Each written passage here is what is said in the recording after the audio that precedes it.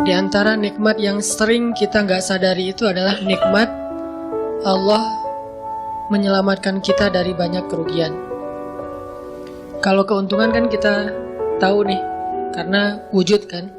Tapi kalau kerugian, kita seringnya nggak tahu karena tidak berwujud. Kalau berwujud, rugi. Kalau dihindarkan dari kerugian, pasti nggak akan ada wujudnya. Misalnya, dihindarkan dari jatuh, berarti kan nggak ada lecetnya ya. Kalau lecet berarti jatuh. Kalau nggak lecet berarti nggak jadi jatuh. Nah ini berarti kan tidak berwujud. Karena nggak berwujud, seringnya kita nggak sadar kalau itu nikmat dari Allah. Tapi kita harus belajar yakin itu sering terjadi dalam hidup kita. Baik itu lecet fisik ataupun lecet hati. Berat. Karena kalau udah kerasa di hati kita kan berarti ada masalah nih. Kadang-kadang Allah menyelamatkan kita dari kekecewaan, dari marah, dari sakit hatinya. Itu kan tidak ada wujudnya karena kita diselamatkan. Tapi yakin bahwa sesungguhnya itu juga nikmat dari Allah. Makanya harus tetap bersyukur walaupun kita kadang nggak bisa menghitung nikmat Allah.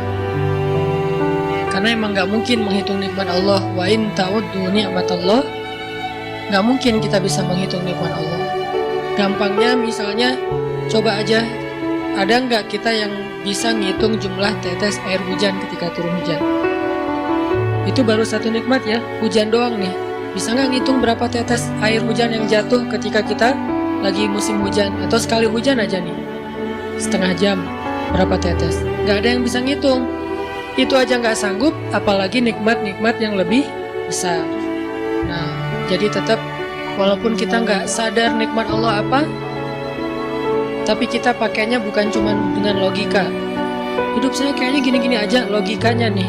Tapi kalau kita beriman, sebetulnya nggak gini-gini aja. Hidup kita tuh harusnya lebih parah dari ini nih. Hidup kita tuh harusnya banyak masalah. Cuman sebagian besar masalah udah Allah hindarkan. Udah Allah selamatkan kita dari masalah-masalah itu. Cuman dikasih sebagian kecil sebagai pengingat buat kita. Kadang-kadang kalau nggak dikasih masalah sama sekali, kita suka jauh dari Allah. Kan Allah kangen.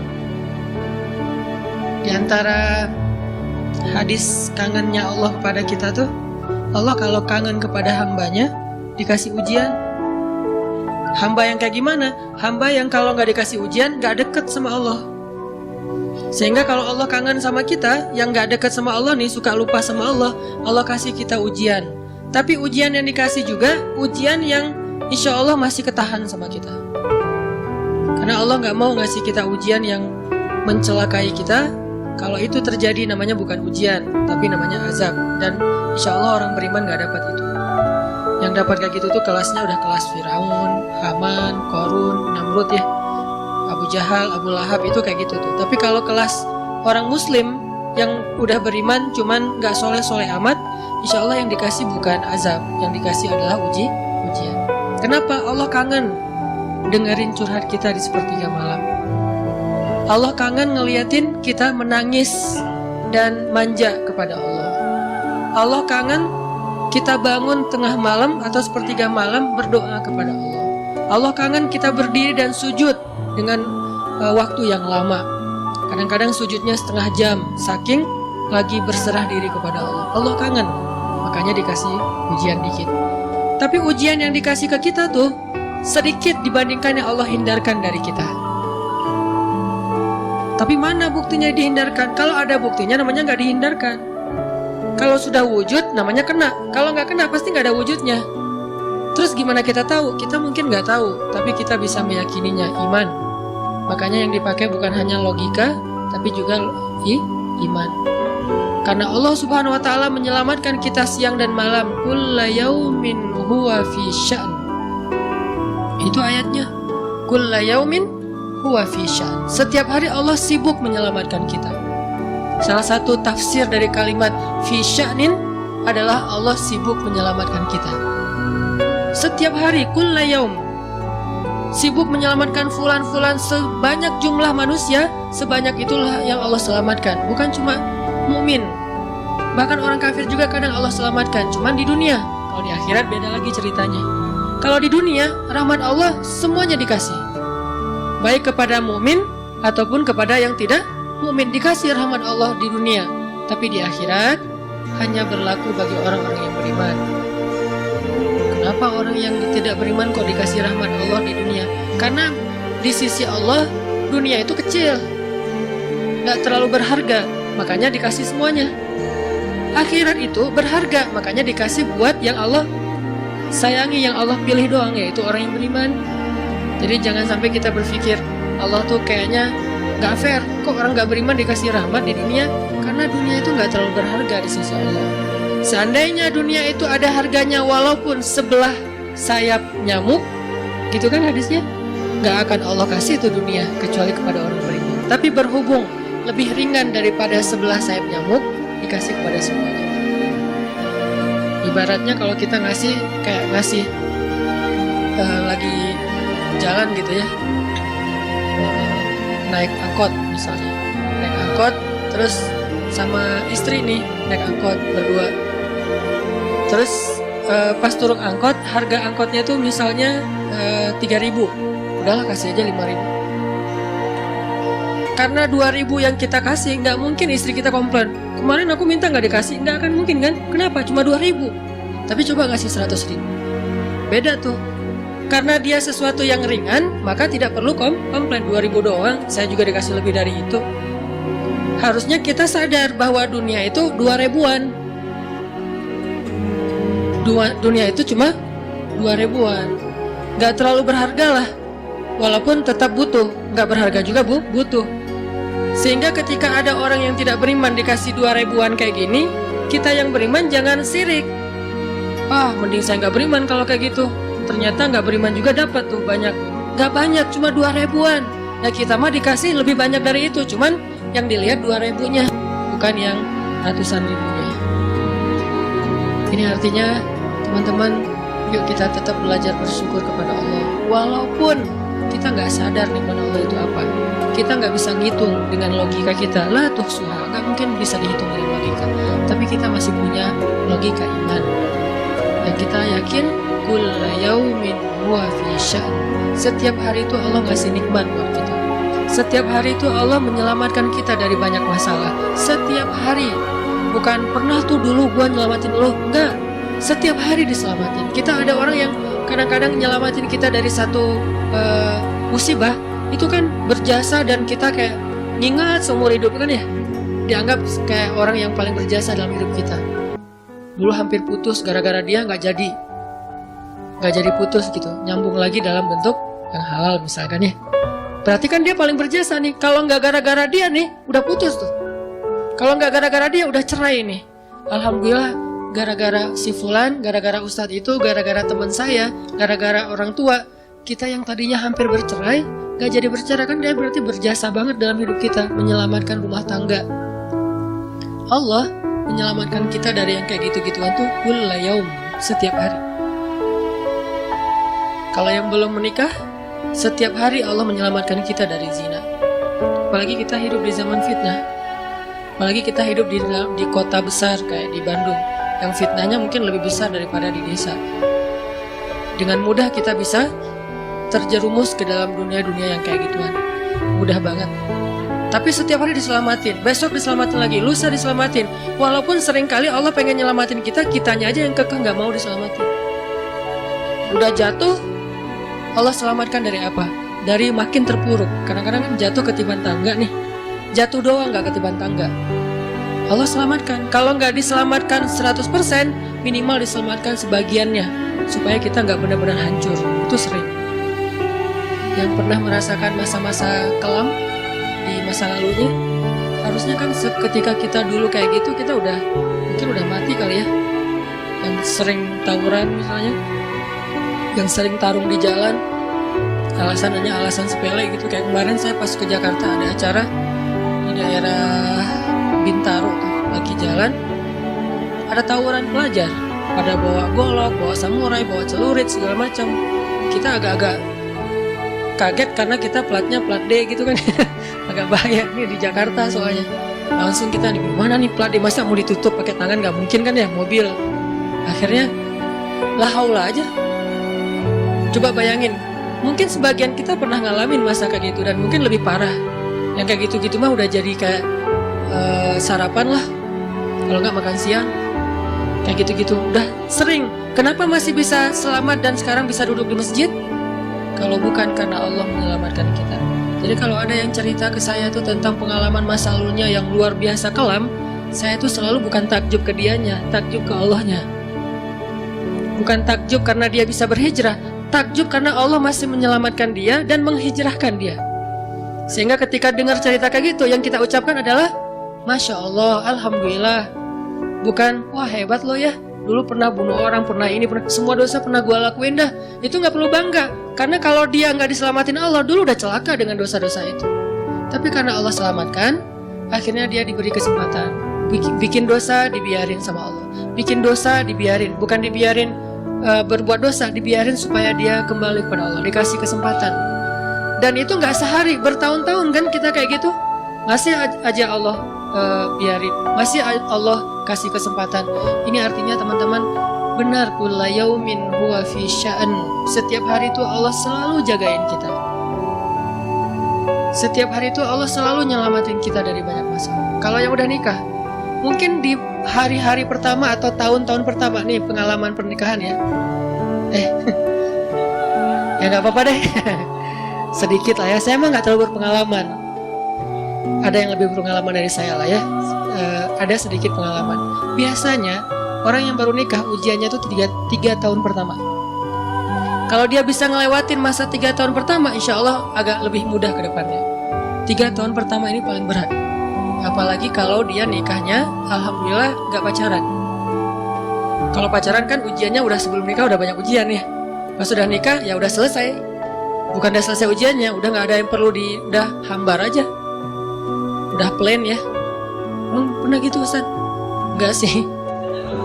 Untung ya, untung. Alhamdulillah gak pakai pacaran. Soalnya yang pacaran diputusin melulu. Jadi yang udah pacaran lama, pas udah nikah, kita mau ngapain lagi ya? Kayaknya udah semua ya. Oh iya, udah semua. Bulan madu dari dulu juga udah sering. Kan udah agak-agak plain gitu kan. Tapi kalau yang belum nikah, belum pacaran, nikah nih.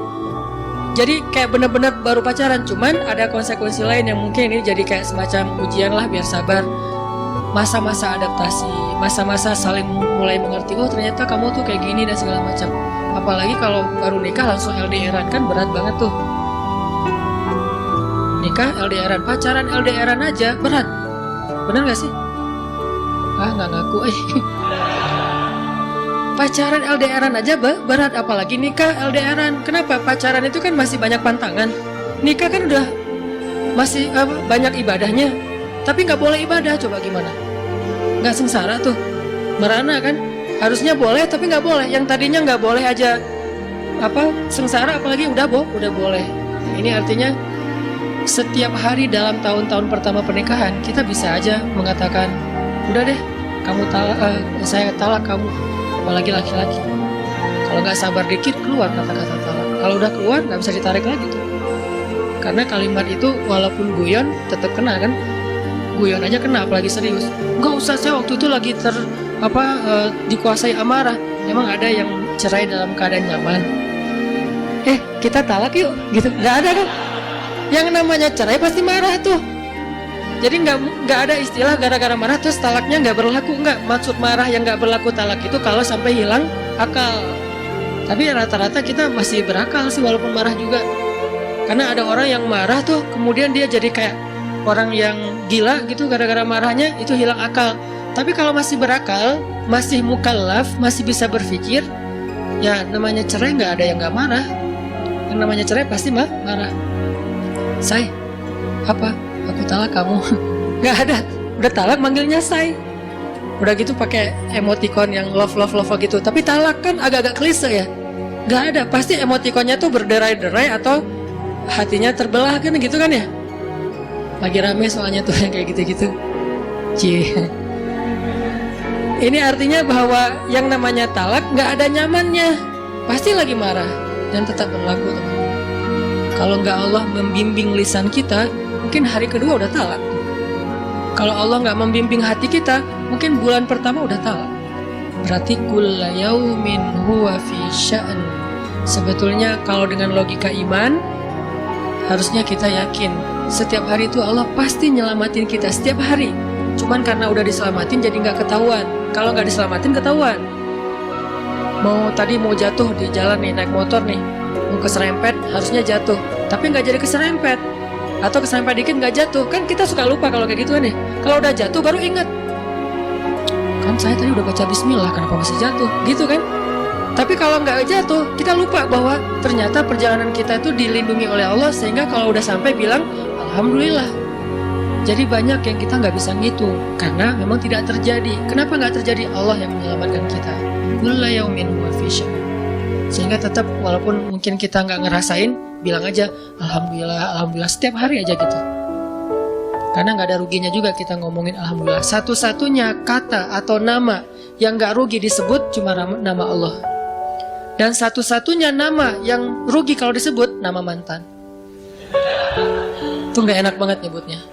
Kadang-kadang lagi ngobrol sama temen atau lagi kenalan di dalam kampus nih ya, atau kelas anak baru ceritanya. Kan kenalan nih, dipanggil nama sama guru satu-satu. Pas ada satu nama misalnya namanya siapa gitu kan ya, kita sendiri yang pas nama itu disebut langsung meriang. Ah, kamu kenapa? Itu nama mantan saya, Bu. Kan suka gitu ya. Sampai ada nama jalan bisa buat dia kegeeran sendiri. Saya pernah di Masjidil Haram ada salah satu nama gate, nama gate tuh bukan gate Masjidil Haram ya. Kalau gate Masjidil Haram semuanya nama cowok, kan nggak mungkin saya punya mantan cowok kan. Salah satu gate di hotel lah itu namanya tuh nama, pokoknya nggak usah disebut, ketahuan ntar di stalking lagi ya. Ada salah satu gate di hotel besar kayak Zamzam Tower gitu, gate-nya tuh namanya nama seseorang. Pas ngeliat tuh, gitu doang. Coba bayangin, nama aja bisa bikin kita celana. Nama, coba. Jadi satu-satunya nama yang kalau disebut itu bikin kita nggak nyaman, itu nama muatan. Dan satu-satunya nama yang kalau disebut bikin kita dapat kebaikan, cuma nama Allah Subhanahu Wa Taala. Setelah itu baru nama Muhammad SAW. Makanya nggak ada ruginya lah bilang Bismillah, Innalillah, Astagfirullah, Masya Allah, Subhanallah, dan segala macam yang ada kata Allahnya. Sehingga Nabi bilang segala sesuatu yang di dalamnya ada nama Allah maka diberkahi, dan segala sesuatu yang di dalamnya tidak ada nama Allah maka tercabutlah kebaikannya. Jadi nggak ada rugi. Sehingga sampai nama orang aja yang paling baik itu adalah Abdullah sama Abdurrahman, walaupun manggilnya Dul, El, tapi tetap namanya bagus nih, Abdullah, Abdurrahman. Kepanjangan prolognya. Tapi ada hubungannya. Allah itu kalau kangen sama kita, Allah kasih kita ujian. Makanya jangan bikin Allah ngasih kita ujian kalau kangen, tapi ngasih kita nikmat. Kenapa Allah kasih kita nikmat? Soalnya kita udah biasa, nggak perlu diuji juga, udah tetap setiap malam tuh curhat sama Allah. Bukan pas lagi banyak masalah doang baru curhat. Kalau pas banyak masalah doang baru curhat, berarti pas kita lagi normal, kita lama tuh nggak ketemu Allah, nggak pernah miss call Allah, nggak pernah japri Allah, nggak pernah curhat ke Allah, nggak pernah DM. Kan Allah kangen nih. Kemana ya dia? Kok nggak pernah DM saya? Kok nggak pernah miss call saya? Kok nggak pernah japri ke saya? Padahal online-nya sering loh. Tapi kok nggak pernah ke saya? Nih online-nya masih apa nih? Kan Allah suka gitu sama hambanya, walaupun dengan analogi sosmed ya. Tapi Allah tuh perhatian banget sama kita. Allah nungguin kita datang. Setelah sekian lama kita cuek sama Allah, tiba-tiba kita baru niat mau datang. Udah lama juga ya saya belum japri ke Allah. Baru gitu doang, belum diketik nih, belum typing. Baru niat doang nih, Allah udah bahagia coba. Allah kok baik banget nih sama kita ya. Seolah-olah Allah butuh kita, padahal nggak sama sekali loh. Ghaniyun anil alamin. Allah tuh nggak butuh kepada siapapun di antara hambanya, nggak butuh sama sekali. Tapi kayak seolah-olah Allah tuh yang butuh banget sama kita. Saking baiknya Allah. Allah itu Raufun, Rahimun, Karimun, Jawadun, apalagi Latifun. Nah, Latifun Allah tuh sangat pengen dekat sama hambanya. Itu Allah. Udah lama pergi nih, sibuk dengan semua orang dijapri, semua orang dia chat sampai tengah malam chat sama orang lain, tapi Allah nggak pernah dijapri. Allah tungguin. Kalau manusia mungkin kita bisa nyebutnya kayak kesepian gitu, tapi Allah kan nggak mungkin kesepian. Tetap aja Allah nungguin seperti orang yang kesepian, saking kangennya sama kita. Coba begitu kita ada masalah datang ke Allah, Allah nggak bilang giliran sekarang aja lo datang. Enggak kayak gitu Allah. Langsung Allah dekap. Langsung Allah, ada apa hambaku? Hal min dhi hajah, apakah kamu butuh sesuatu? Hal min taib, apakah kamu mau diterima taubatnya? Hal min mustaghfir, apakah kamu mohon minta ampun? Allah tanya kepada kita setiap malam. Dicuekin lagi. Datang Allah ke langit dunia. Harusnya kan Allah suruh aja malaikat kasih tahu ke dia supaya berdoa. Enggak, Allah yang langsung turun. Ibaratnya Allah yang ngejapri kita. Enggak di-read juga. Setiap malam japri, setiap malam enggak di-read. Padahal online-nya, lasinnya tuh per setiap jam, bahkan setiap menit dia online terus. Tapi yang Allahnya nggak di-read, ketimpa lagi tuh. Marahkah Allah? Nggak. Kalau Allah marah, pasti kita udah celaka dari dulu juga. Karena kalau Allah udah marah, maka perhatikanlah kaum-kaum sebelum kalian, kata Allah. Perhatikanlah kaum-kaum sebelum kalian, Ad, Samud, atau tokoh-tokoh sebelum kalian, Firaun, Haman, Namrud, dan seterusnya. Perhatikan kalau Allah udah marah nih, berarti Allah belum marah sama kita. Tapi jangan sampai batasan waktu yang Allah buat itu kita lewatin, itu bahaya. Karena kalau Allah sudah menentukan waktunya, nggak bisa ditolak lagi sama kita.